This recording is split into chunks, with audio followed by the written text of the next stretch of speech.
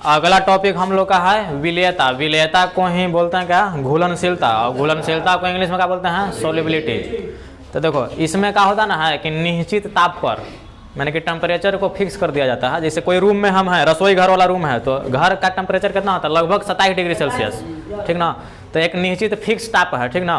तो निश्चित ताप पर 100 ग्राम विलायक रहता है, निश्चित ताप पर 100 ग्राम विलायक। और उस विलायक में यानी कि 100 ग्राम विलायक में जितना हमने विलय की मात्रा घोल सकते हैं, अधिक से अधिक जितना घुल जाए वही विलयन की क्या हो जाता है, विलेयता हो जाता है। निश्चित ताप पर, निश्चित ताप पर जैसे कोई घर में 100 ग्राम विलायक लेकर उसमें हम नमक या चीनी घोल रहे हैं, तो ताप उसका फिक्स है 30 डिग्री सेल्सियस रहे या 27 डिग्री सेल्सियस रहे। तो निश्चित ताप पर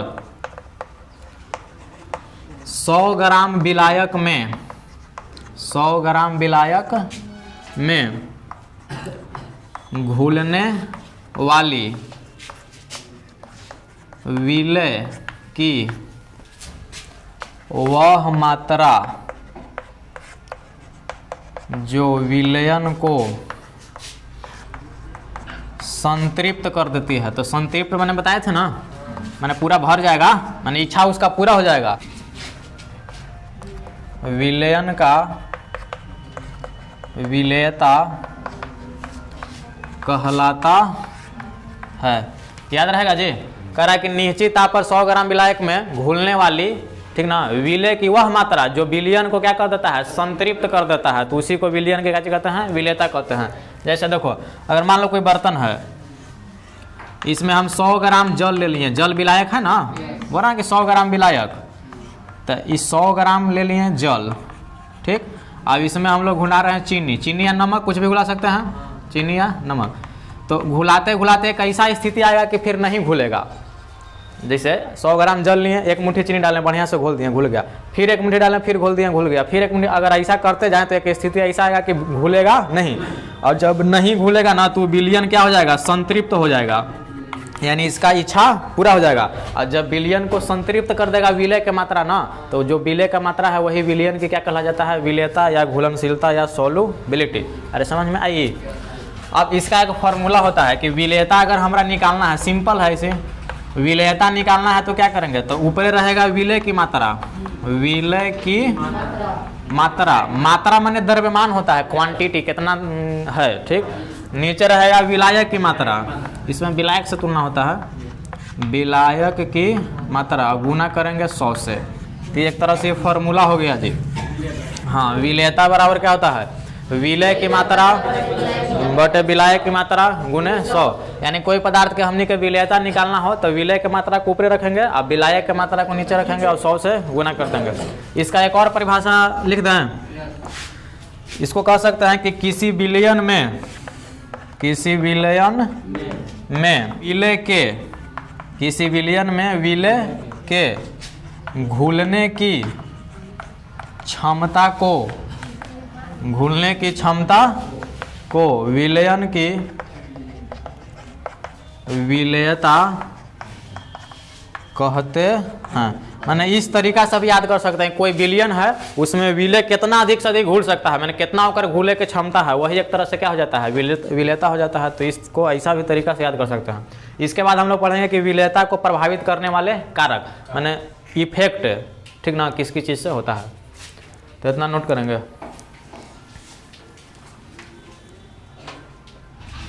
विलेयता को प्रभावित करने वाले कारक, तो मतलब कि कौन कौन सा चीज़ है, कौन कौन सा कारक है जो विलेयता को प्रभावित कर सकता है, मैंने उसको परिवर्तन कर सकता है।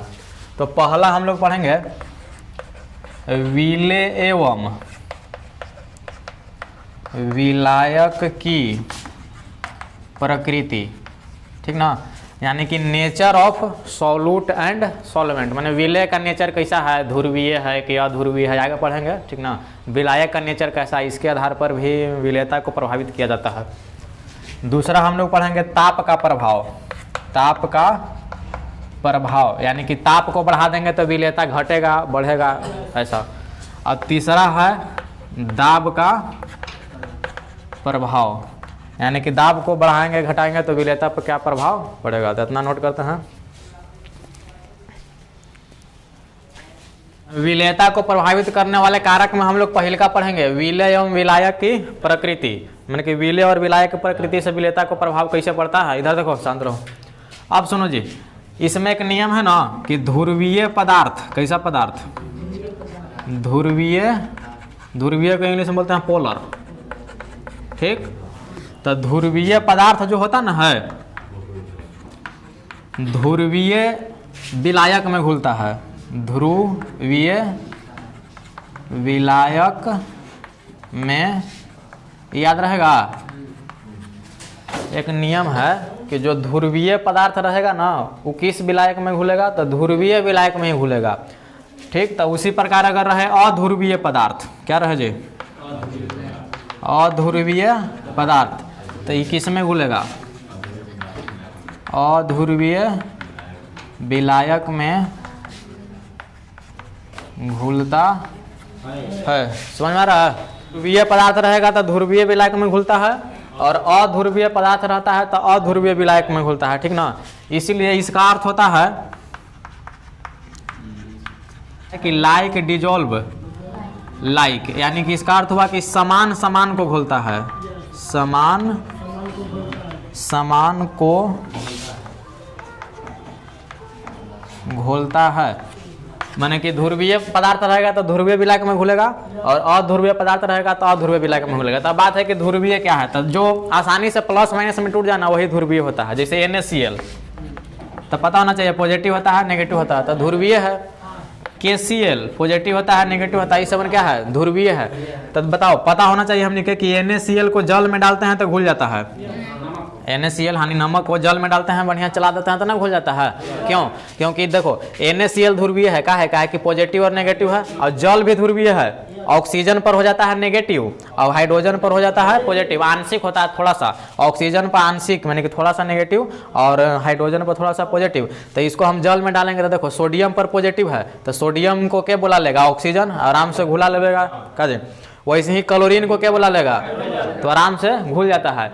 लेकिन NaCl के जगह अगर KCl भी डालेंगे तो घुलेगा कि ना, एकदम घुल जाएगा, क्या है कि ये भी ध्रुवीय है। लेकिन जब अध्रुवीय रहे, जैसे एक ले लेते हैं नेफ्थलीन, नेफ्थलीन, ठीक, यौगिक है, कंपाउंड है, तो नेफ्थलीन को जल में डालेंगे ना तो नहीं घुलता है, क्योंकि नेफ्थलीन जो है से ध्रुवीय नहीं होता है। कैसा होता है, अध्रुवीय होता है, माने कि इस पर पॉजिटिव नेगेटिव कोई चार्ज नहीं होता है। तो नेफ्थलीन किस में घुल रहा है, तो बेंजीन में घुल जाता है। किस में घुल जाता है, बेंजीन। तो देखो जी, यहाँ पर जो NaCl था से ध्रुवीय पदार्थ था और जल था ध्रुवीय विलायक, तो ध्रुवीय पदार्थ ध्रुवीय विलायक में घुल गया। नेफ्थलीन था अध्रुवीय पदार्थ, इस पर पॉजिटिव नेगेटिव नहीं होता है, नेफ्थलीन था अध्रुवीय पदार्थ, और बेंजीन है अध्रुवीय विलायक, तो इसीलिए अध्रुवीय पदार्थ अध्रुवीय विलायक में घुल गया। अगर नेफ्थलीन को जल में डालते तो नेफ्थलीन खोजता प्लस माइनस, एक पास प्लस माइनस सही नहीं है तो कैसे होता, घुलता नहीं है, पहचानवे नहीं करता तो कैसे घुलाता, इसीलिए भगा देता। तो ये चल जाता है किसके पास, बेंजीन के पास। अब ऐसे भी जिसका कोई नहीं उसका बेंजीन होता है, बेंजीन में घुला दीजिए, कोई दिक्कत नहीं है। एक और होता है एंथ्रासीन, क्या होता है, सब कंपाउंड का नाम है एंथ्रासीन। तो एंथ्रासीन भी अध्रुवीय पदार्थ है, तो अध्रुवीय पदार्थ है तो जल ध्रुवीय में नहीं घुलेगा, किस में घुल जाएगा, ये भी बेंजीन में घुल जाता है। तो यही आपका है, तो यानी हम कह सकते हैं कि NaCl KCl कैसा पदार्थ है, ध्रुवीय पदार्थ है, जिसके कारण ध्रुवीय विलायक जल में घुल जाता है, कोई दिक्कत नहीं होता है। नेफ्थलीन एंथ्रासीन अध्रुवीय पदार्थ है, जिसके कारण जल में नहीं घुलता है, बेंजीन में घुल जाता है। क्यों? क्योंकि बेंजीन जो होता है से अध्रुवीय विलायक होता है। लेकिन कुछ कुछ ऐसा पदार्थ रहता है, जैसे हो गया चीनी, ग्लूकोज, ये सब जो होता है ना, से चीनी और ग्लूकोज पर भी पॉजिटिव नेगेटिव नहीं होता है, लेकिन जल में डालना पर घुल जाता है। सही बात है, तब नहीं यूज करते हैं। चीनी और ग्लूकोज पर पॉजिटिव नेगेटिव नहीं होता है, लेकिन जल में घुल जाता है। क्यों? क्योंकि जैसे ही वो करा हम जल में डालते ना हैं तो हाइड्रोजन बॉन्ड बना लेता है। तो कुछ ऐसा पदार्थ भी है जो आपस में मिलकर हाइड्रोजन बॉन्ड बना लेता है, जिसके चलते वो घुल जाता है। तो चीनी और ग्लूकोज में पॉजिटिव नेगेटिव नहीं होता है, तो नहीं घुलना चाहिए था, लेकिन घुल जाता है। क्यों? क्योंकि जल के साथ वो हाइड्रोजन बॉन्ड बना लेता है। दूसरा विलेयता को प्रभावित करने वाला कारक था क्या, ताप का प्रभाव, यानी कि इफेक्ट ऑफ टेम्परेचर। तो हम कह सकते हैं कि जो विलेयता होता है वो ताप से प्रभावित होता है। और वैसे अगर साधारण रूप से देखा जाए तो विलेयता ताप को बढ़ा देने से बढ़ जाता है, लेकिन कुछ कुछ ऐसे पदार्थ होते ना हैं जो ताप को बढ़ाने से बढ़ता नहीं है, घट जाता है। ठीक, तो जैसे देखो लिखा हुआ है ठोसों की विलेयता ताप से प्रभावित होती है। लेकिन देखो जब विलयन ऊष्मा शोषी होता है, कैसा होता है जी? ऊष्मा शोषी का अर्थ है कि ऊष्मा को शोषित करेगा, माने उसको ऊष्मा देना है, उसको ऊष्मा चाहिए।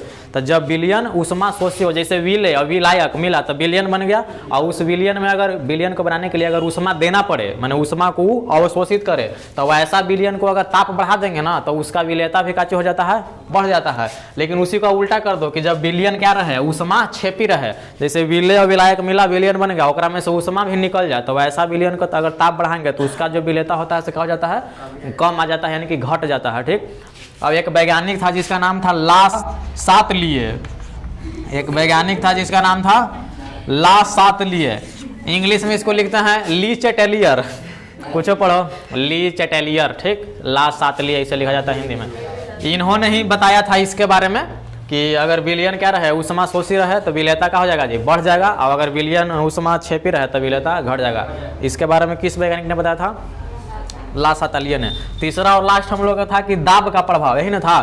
तो दाब का प्रभाव, तो विलयन के विलेयता पर दाब का कोई प्रभाव नहीं पड़ता है। ऐसे समझो थोड़ा सा, देखो यहाँ दिखाई दे रहा है, मान लो कि इसमें क्या है, विलायक है, जल है। ठीक, इसमें हम चीनी घोल दिए हैं, अरे क्या किए हैं, चीनी को घोल दिए, यानी कोई बर्तन है उसमें अगर विलायक है तो विलायक उसमें चीनी घोलते घोलते ऐसा एक स्थिति आएगा कि उससे ज़्यादा नहीं घुलेगा, माने कि विलयन संतृप्त हो जाएगा। लेकिन कोई कहे कि ना दाब बढ़ा दीजिए, तो दाब भी बढ़ा दे देंगे तो नहीं घुलेगा। हाँ, भले ताप बढ़ा देंगे तो घुल सकता है, लेकिन दाब बढ़ाला पर घुलता नहीं है। तो विलयन के विलेयता पर दाब का कोई प्रभाव नहीं पड़ता है। कारण है ना कि विलयन में दो चीज़ रहता है, विलय रहता है और विलायक। तो विलय और विलायक रहता है तो ऐसा हो सकता ना है कि विलायक रहे द्रव, ठोस है, और ठोस है तो यहाँ पर हम नमक भी ले सकते हैं, और द्रव है तो यहाँ पर हम जल भी ले सकते हैं। तो ऐसा देखा गया है कि विलय और विलायक दोनों क्या होता है, असंपीड्य होता है। क्या होता है जी? असंपीड्य। असंपीड्य का अर्थ होता ना है कि मतलब कि जो दबैला पर न दबे। अरे असंपीड्य मैंने क्या होता है, जिसको दबाएंगे और नहीं दबेगा वही असंपीड्य होता है। ठीक ना। तो इस टॉपिक में विलय और विलायक दोनों असंपीड्य होता है, जिसके कारण से विलेयता पर दाब का प्रभाव कुछ नहीं पड़ता है। हो गया।